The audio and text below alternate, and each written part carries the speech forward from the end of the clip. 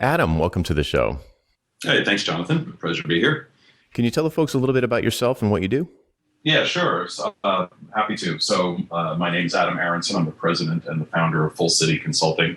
We've been in business for 16 years, providing software consulting services related to the FileMaker platform, pretty much everything and anything having to do with the FileMaker platform. And my primary role is I'm in addition to being the owner of the company, I'm pretty much the lone salesperson. So in addition to working, on the business as the owner, I get an opportunity to work in the business as the person who's doing all the sales and marketing activities. Excellent. And how many employees do you have, or whether or not they're employees, contractors? What's that makeup? The quick question, the answer to that question is that I've got about 12 to 14 people who are billing for my company in any given week. That can fluctuate. It's a mixture of part-time, full-time, FTEs, and subcontractors as well. Mm-hmm. Okay, great. And how are you currently pricing your projects? So we give ballpark proposals. We talk about scope with customers. We try to match scope with a budget and a velocity that they can support with their resources. And, this is we could probably spend the next 3 hours, I think, on this one answer, but, we bill hourly. But how we tee that up and how we support that is, a great amount of effort, to get to the point where we feel we can do that with some confidence. Yeah. So we were recently together at a conference in Chicago, and you had told me at that time that hourly billing was a source of many stresses and problems in your business.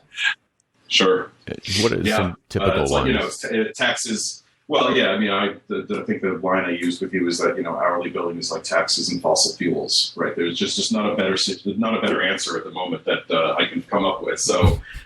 Some of the challenges we run into is that when you're billing for the hour based on a common expectation of a result between the customer and the developer, project manager, business owner, stakeholder, when all those parties all have an opportunity to interpret what does it mean to get the result done and how long is that going to take. So that often results in just there's some amount of conflict that comes as a result of that. Plus what I find is that where hourly billing really starts to nip us, it's not so much when we're pricing the project or when we're teeing off the project, talking to the customer about how we're going to do the work. Mm-hmm. It's in the final the final 25%, 10% of the project. Right. That's when that hourly billing is like, all of a sudden the microscope's on it and it becomes very difficult to maneuver at a time where you arguably need the most flexibility to maneuver the project into deployment. What a great way to put it. It becomes difficult to maneuver. That's a great way to put it. Yeah. Yeah. I mean, I'm assuming that the reason it becomes difficult and the reason the microscope comes out is because you're close to at or exceeding the original estimate. Is that typically the case? Yes. And at that point, you're likely exceeding the estimate. I mean, I do tell customers that our projects, 75% of them go over budget, and the customers, and the objective is that if we know 75% of them are going to go over budget, that's not empirical, that's purely anecdotal. If we know 75% of the projects are going to go over budget, we just need to plan for it and be aware of it. We don't want it to come in the form of an invoice that lands on somebody's desk. They spit their coffee on the monitor, right? That's not what we're looking for. Right. We're looking to graduate into that. And however, to answer your question, the end of a project is just, it's juggling flaming chainsaws, right? And in that last 25% of the project is when, in addition to that peril, all the other things that could go wrong are happening. Tension's high. Project atrophy is at an all-time high. Stakeholders are asking, when's it going to go live? All of the things that, you may have, let linger that were architectural decisions that all, typically it seems like all those curveballs come in the last 25% of the project. And then it's just a confluence of conspiracy that, will ultimately, that's where all of a sudden now the hourly billing becomes, a point of serious contention and just and dispute. Absolutely. Yes. And it creates this sort of vicious cycle of, the time at which you need to move the fastest is when it starts to get even higher administrative overhead, and lots of, emotions are running high, questioning of old invoices, and people are going over hours reports. And it's the experience you're describing is exactly the experience I was having when I was running a small firm and we were billing by the hour. Yeah, it's exactly the same as you're describing.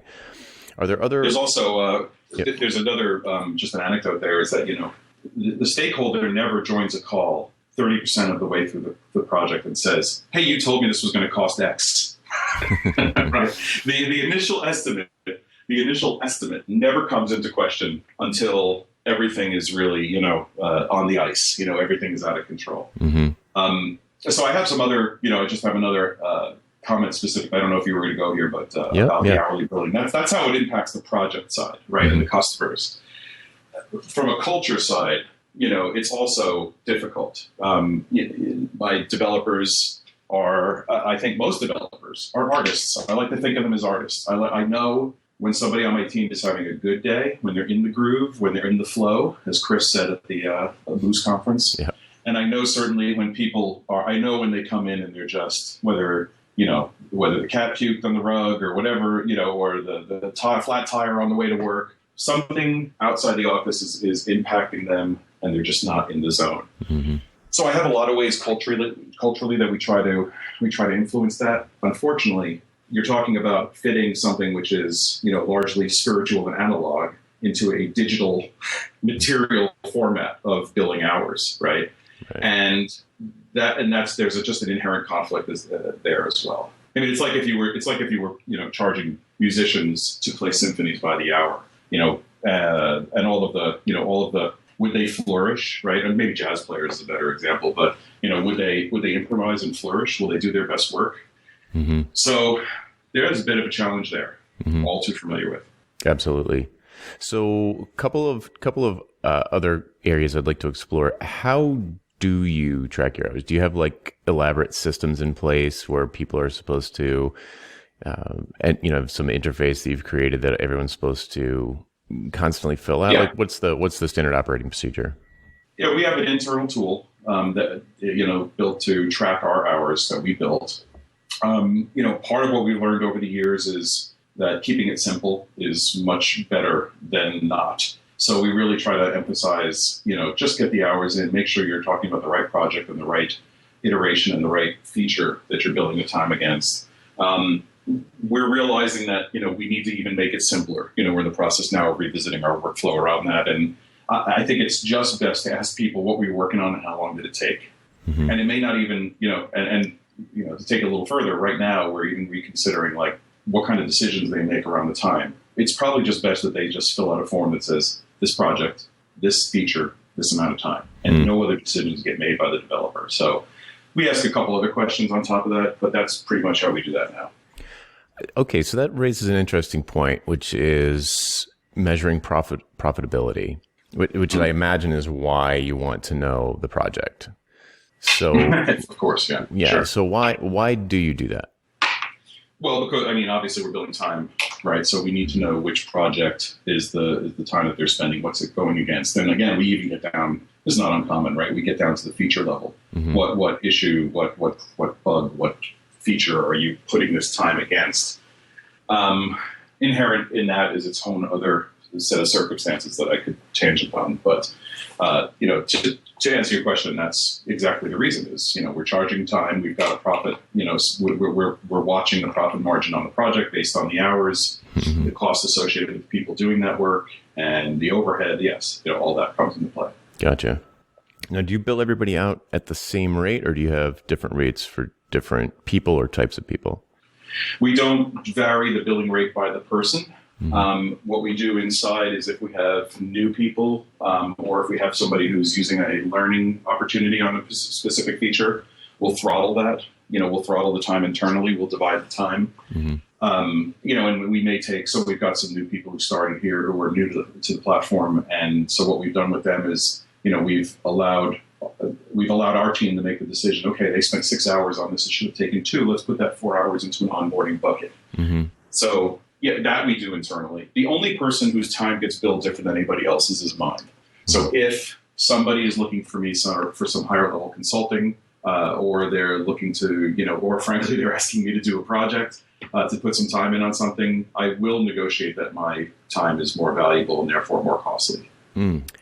I find it fascinating that pretty much everybody I've talked to who bills by the hour, there's almost always some type of work that they don't charge the client for. It's usually some sort of educational thing where they're getting up to speed on some technical aspect of the project, and they just feel like, they just feel like it's not fair to charge the client for that, and which you were just sort of describing. But Now here's the funny thing.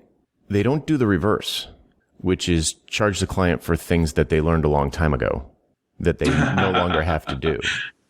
Yeah, right. It's always this sort of, right? It's the exact opposite. And it seems inherently fair to everyone that the client should not be charged for my education.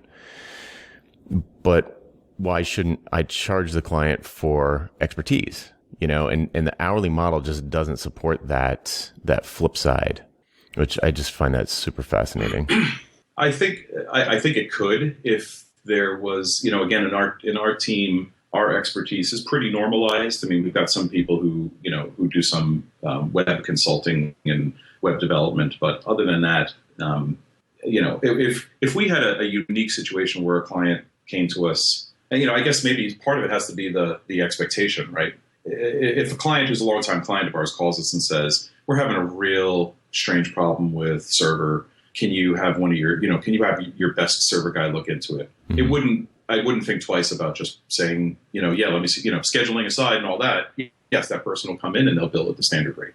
Mm-hmm. If I had somebody who was coming to us out of the blue and said, hey, I've been told that you have this unique experience, I might structure it in a different way. And the only way I can think that we do that is we offer a free scanning app, if you will, into a bridge app on our website that's a gap between, that helps you scan documents into FileMaker. And we offer it for free. And when people come asking for, more than just the general, hey, I have a quick question about this, then we do have, a package, an installation package, which is much higher than our normal hourly rate. There you go. So I would call that it's sort of fixed scope, relatively. Yes. Yeah. So that's usually what I refer to as a productized service, where you're doing something high touch, but regardless of the client, it's more or less the same scope, and you can sell it for a fixed price or even a published price in some cases. Yeah, that makes sense. Yeah. Okay. So I know you've known about value pricing for a long time.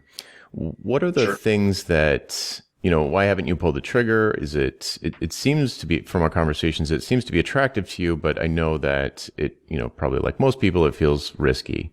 Yeah, definitely risk. Frankly, what seems attractive to me is that it's an alternative to what we're doing now. Mm-hmm. So that's the baseline, right? Is I'll consider an alternative. Why I haven't pulled the trigger is, frankly, to be fair, I haven't spent enough time really investigating it to know what all of the pitfalls would be. Mm-hmm. So you're talking about somebody who's, given it the proverbial, 30,000 foot view or 60,000 foot view. And there's a lot of questions I have. How would I track profitability? Mm-hmm. How would I know how to price the project? That component, I think, is one of the biggest ones, because I think I have some general idea what the answer is to that. And from listening to you and talking to others who are in a similar spot. So I think I'd have to retool our existing processes in order to be able to provide the research, the basis upon which I could make a value-based statement. Mm-hmm. And then there's which, I haven't really thought of much since I saw you last. But how does it transfer from a 1 or 2 person firm to a 10 to 14 person firm? Right. Yes. Especially when you have, when some of those people are being paid hourly. Right? Correct. So yeah, I mean, I have a lot. I guess my statement is I can't. I'm emphatic because of the the notion that I have. And like anything else, once I got past the notions and now I'm into the curiosity stage, I can't say that I'm dead set against it, but I can definitely say right now I don't know enough about it. Right. Hence my tapping you on the shoulder and shaking my finger at you for a little while. Yes, you're value curious. You got me into this. Yeah. I know. And you are right to be, I guess, I don't know if cautious is really the right word, but you're right to investigate it before jumping in, because you are taking on more risk for which you are handsomely rewarded, but there is risk there.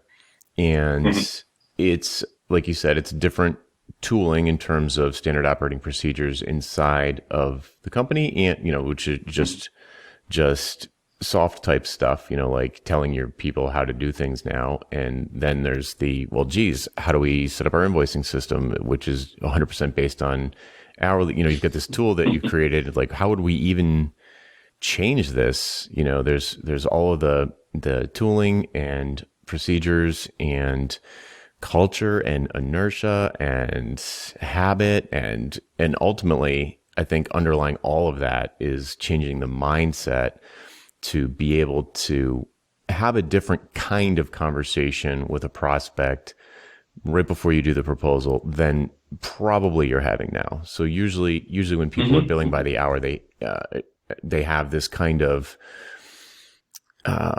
they're trying to uncover all the features that the person's going to want. And I remember when I used to do it, I would be listening to the conversation kind of with one ear, and then with one half of my brain, and the other half of my brain would be doing like an entity relationship diagram. And I try and map out like, okay, here are all the tables. Each one's going to have a layout. The relationships are going to be here, here, and here. It means I need to have portals on these layouts. Each one of those counts as basically another layout because they can get complicated. And I'd be making this kind of laundry list in my mind of essentially exactly what the prospect was telling me. And I would say, I would used to say stuff like this all the time.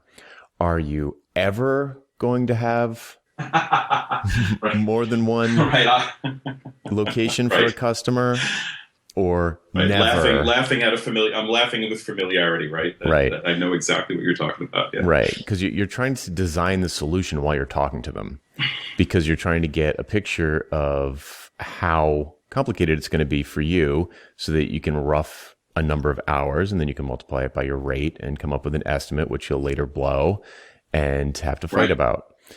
Because they didn't tell you everything, and ultimately the things that they're asking for, they're telling you these things because you're asking them, but you could be asking them completely different things, which is what I do now. I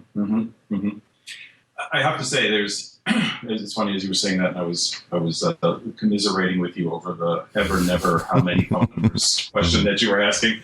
I think a big shift in my process, and I think in how we approach what we do, happened a number of years ago when I stopped using half my brain to think about the ERD, the feature, the how are we going to do that? What plugin are we, my brain stopped going there, and the other half of my brain started to go to how do we build this relationship in such a way? And I think this is where you'll probably, though we can't see you, you'll smile from a value building perspective, because what I'm really trying to do with that other half of my brain is think about how I can openly talk with the customer about the uncertainty and embracing the uncertainty with parameters around it, which will not let the uncertainty take advantage of risk and then blow up into disaster. Mm-hmm.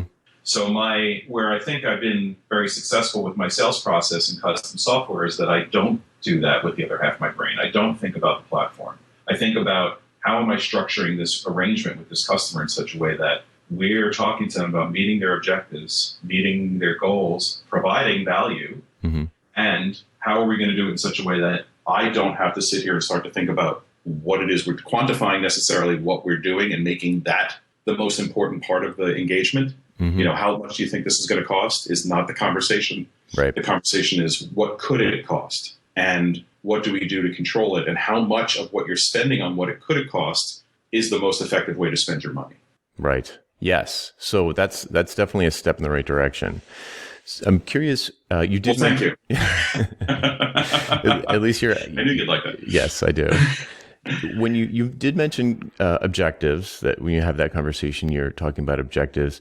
What can you give us an example of like what a typical objective is? I mean, are we talking like does it sound like a feature or does it sound like a business outcome?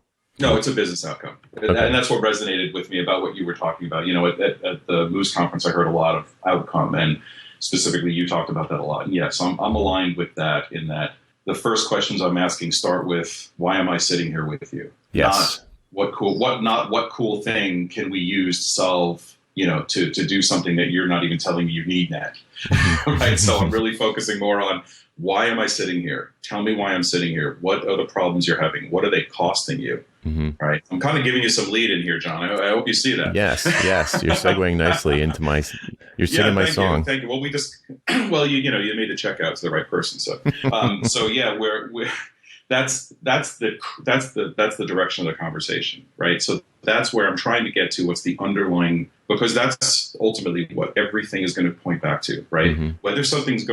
When something goes over budget, when 75% of the projects go over budget, but you're on track and you're showing the customer, you're proving to them that you can save them X per year, which ultimately, is some factor of what they're spending with you, mm-hmm. then any hourly conversation starts to become moot, right? Sure. Not moot, but less important. Right. So imagine, if you will, like taking them out of, you're already doing that half. You're already doing the half where you defined the outcome.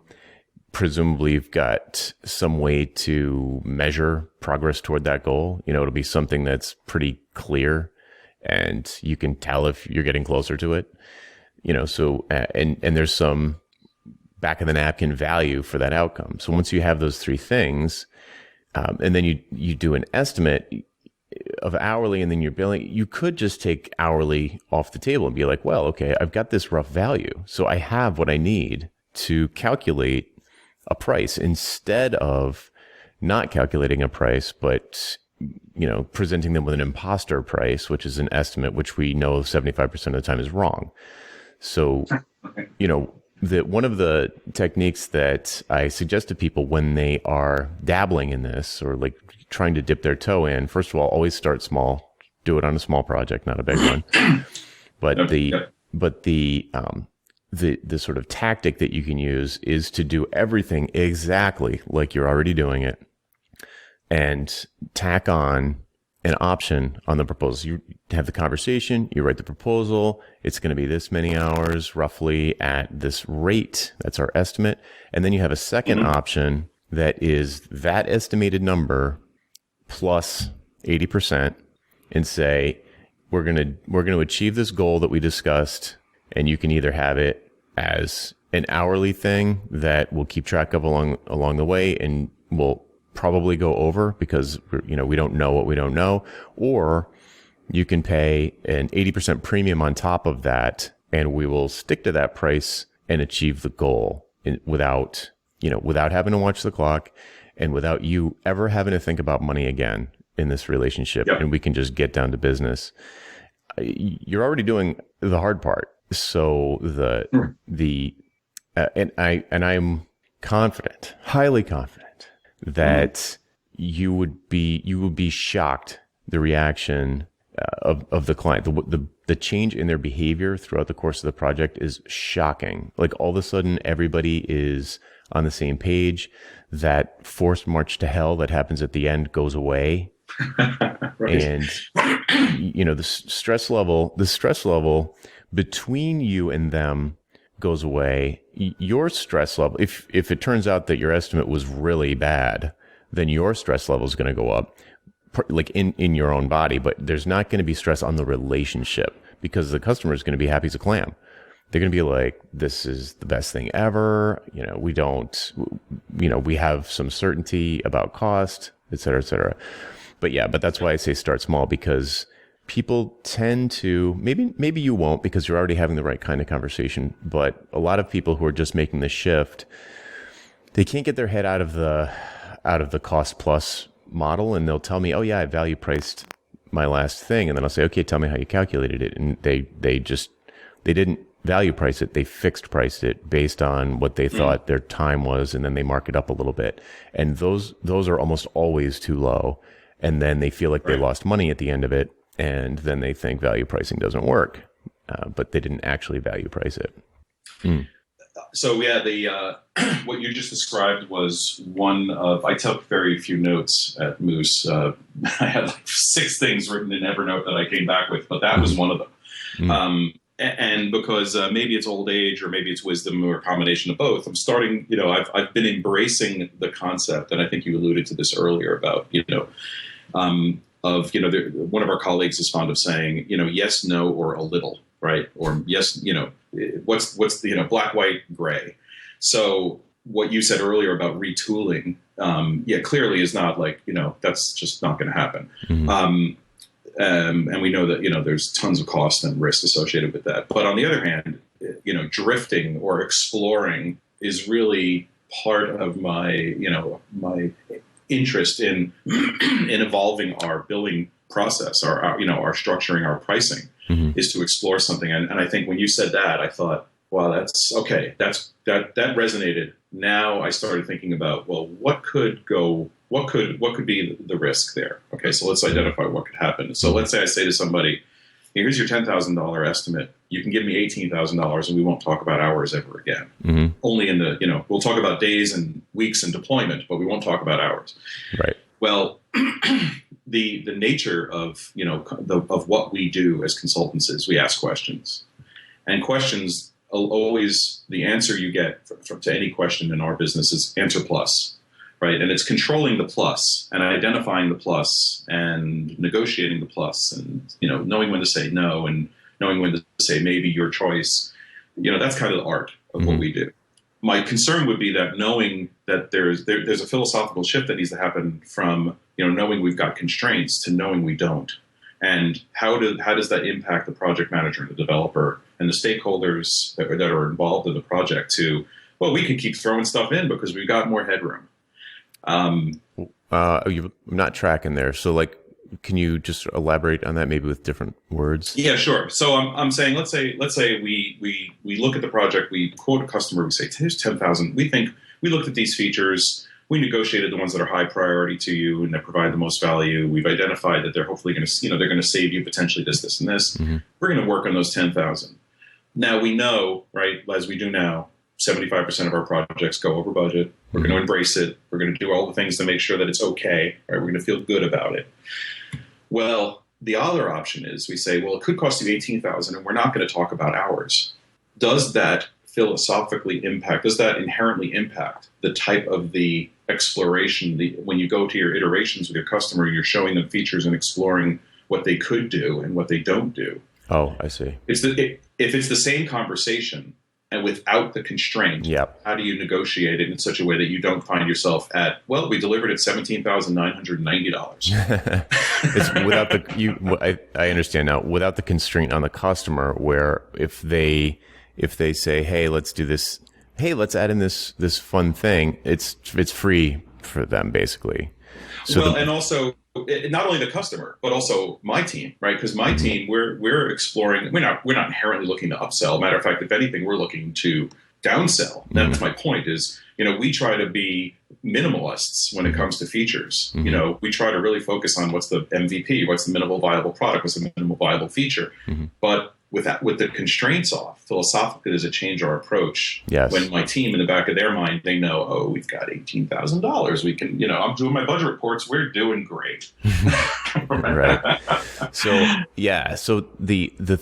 there is some of that, and the way I see it, and it really is philosophical, as a good choice of words.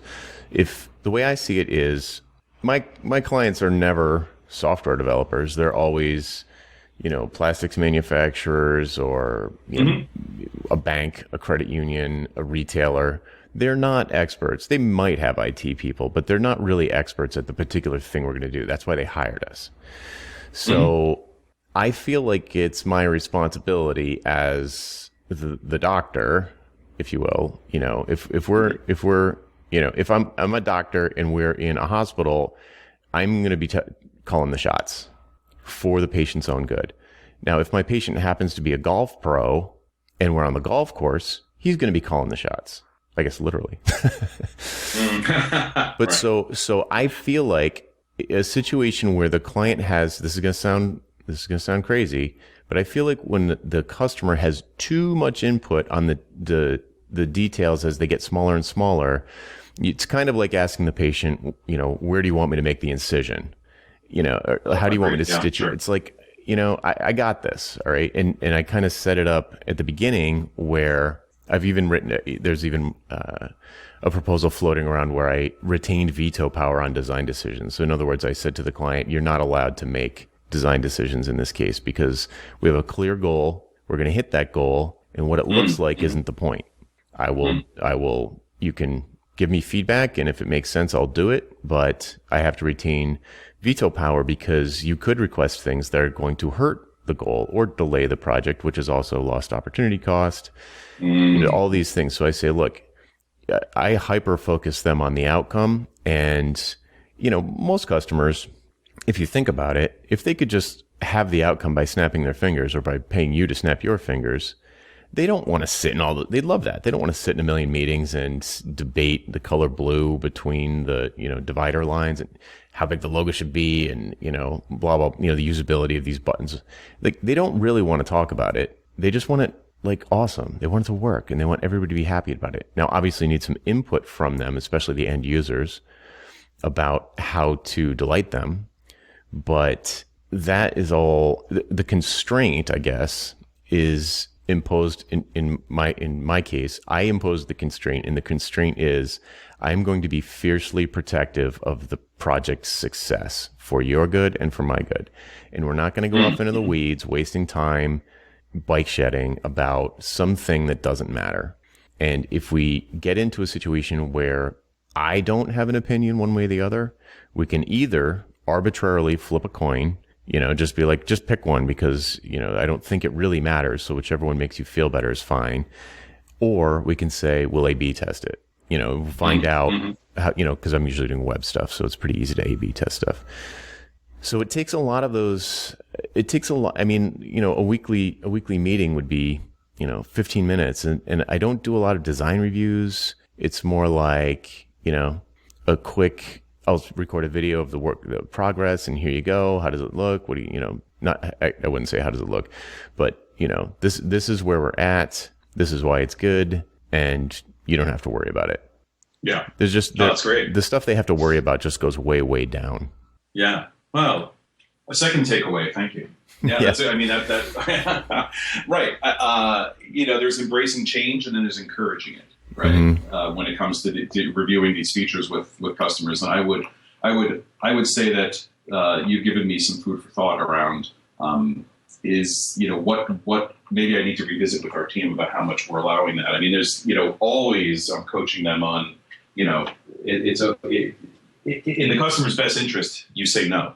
Mm-hmm. Yes, right? exactly. When you say no, in the customer's best interest, you say no. So I'd like to think that we're doing that. I think we're doing that.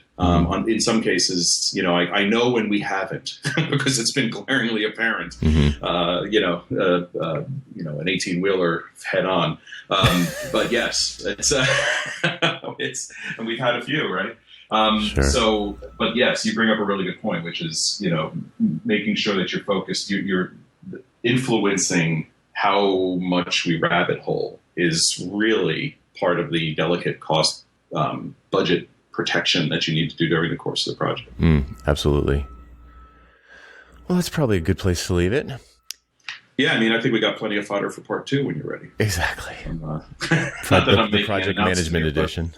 Right. Excellent. Well, thanks so much for coming on, Adam. This has really been great. Yeah, likewise. Thank you for the opportunity. It's been good to talk to you. So, Adam, before we sign off, where can people find out more about you and Full City? Oh, sure. Our website is at www.fullcity.com. And there you can read more about what we do and who we do it for, and et cetera. Very good. Well, thanks again. And hopefully we'll talk to you again soon. Sounds great. Thanks.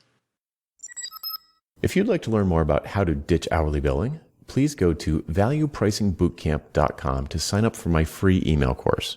Again, that URL is valuepricingbootcamp.com. Thanks.